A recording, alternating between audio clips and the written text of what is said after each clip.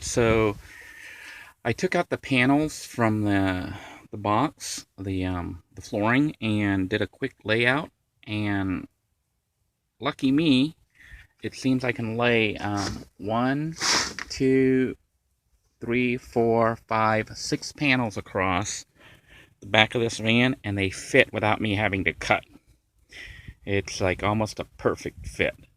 So I'm going to go ahead and lay down the flooring. And also a tip, because I've never done this before, I found out that these aren't really, you don't really slide them. You just sort of lay them down like this. You line it up, and then you just sort of put it down, and it kind of locks into place. Kind of, well, sort of. But it just locks into place like jigsaw puzzles. Now, to secure them, I'm going to have to screw these floor down, the laminate sheets. And the best place that I can think of, is on those plastic things right there. So what I will be doing is using this tape to mark approximately where the screw points should be. And that's what I'm going to use to screw things down and hold the floor so that it doesn't slide back and forth while I'm driving the van. And I will post the finished product as soon as I get it done. Sometimes you just get lucky.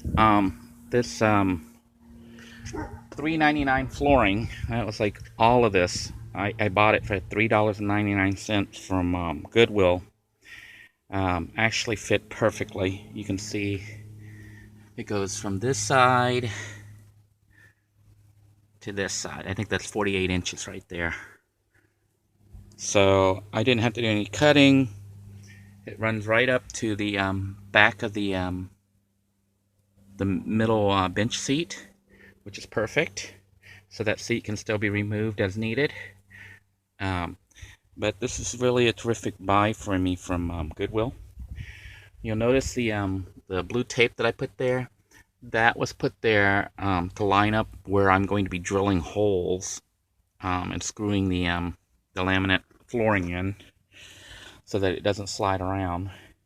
The other thing is, I don't know if I mentioned earlier, but initially I thought these flooring slid into place, but they don't. They kind of snap. You just line them up and snap down, press down on it like a jigsaw puzzle, and it just snaps in place. So it's a very quick and easy installation. If you wanted to do this in your own van, it could be fairly cheap. I'm going to go to Home Depot to do a price check on what it costs for these panels. But going across, I had 1, 2, 3, 4, 5, 6 panels. So I used a total of 6 panels, which is less than the amount in the box, because you can see I still have left over. This box came with, I don't know how many panels, probably about 10 or 12 panels. When I bought it, it only had just some left in there, so I even have that left over and a couple little pieces, as you can see up front there, that somebody had cut. So I may or may not use those pieces, but it's really nice to have a laminate floor that only cost me $4.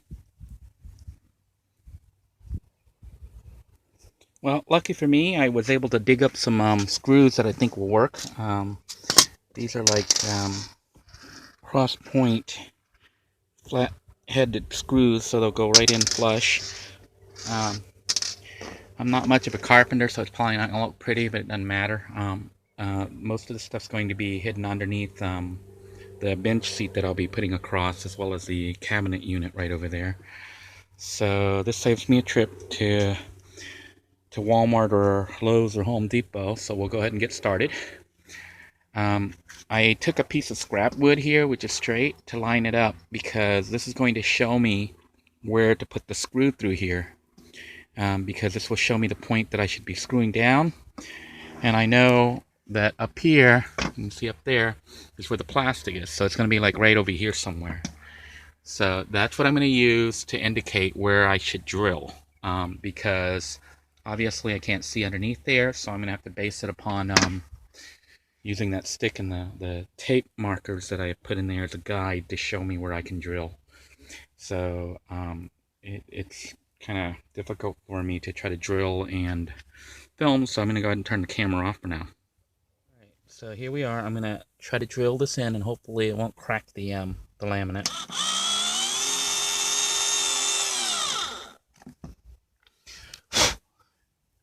Bring it down a little bit more.